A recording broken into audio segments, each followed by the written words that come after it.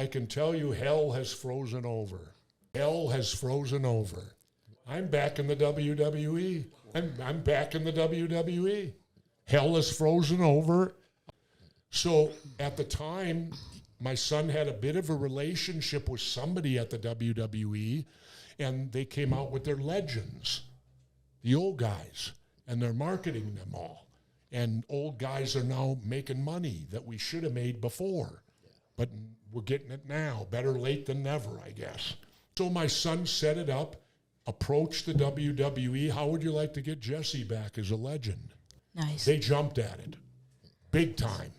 We worked it out. We negotiated royalty fees, blah, blah, blah, blah, blah, blah, blah. Actually, we just took what the court gave me and applied it to them so they can continue to pay me and all the new stuff.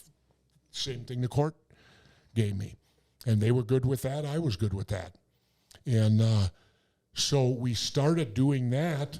And then lo and behold, when I was back as a legend, which I never thought would happen, Triple H, who runs the wrestling end of it now, they got Ultimate Fighting and WWE. Now getting back, Triple H, they had just signed me back.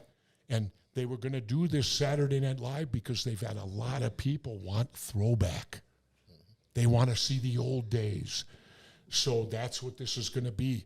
We're coming out like the old days. Yes. And Triple's on the plane, and he turned to the guy, and he goes, oh, my God.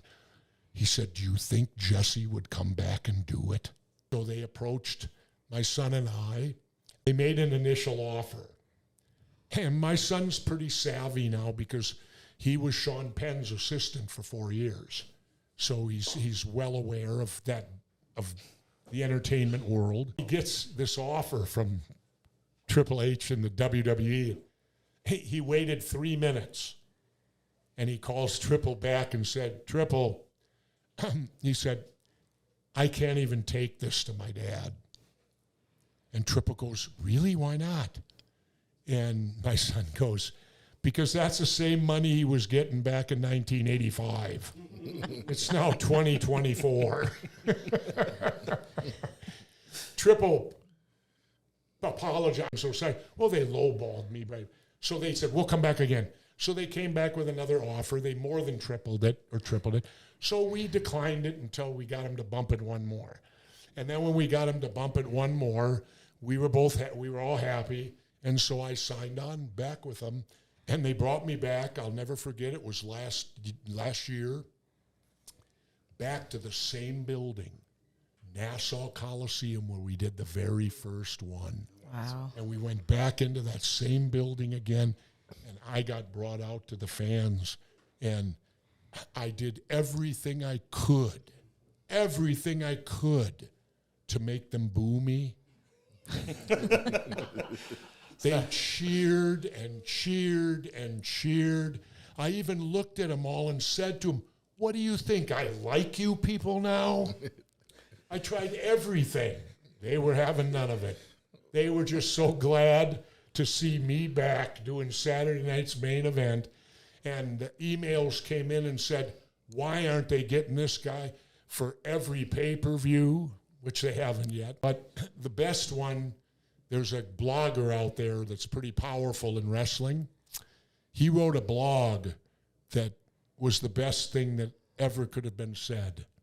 He wrote in it, and he wrote, who would have ever thought a 73-year-old man could come back and steal the show? That has to make your heart warm. Oh, when he wrote that, a 73-year-old man could come back and steal the show that night. Regardless of who was wrestling, when Jesse walked out, it stole the show. I'll forever now be in their debt a little bit because they gave me an opportunity that first night to go back and relive my youth. Because when I walked out there in Nassau, it was like time had stood still. It was 40 years ago. This is the peak. This is wrestling again.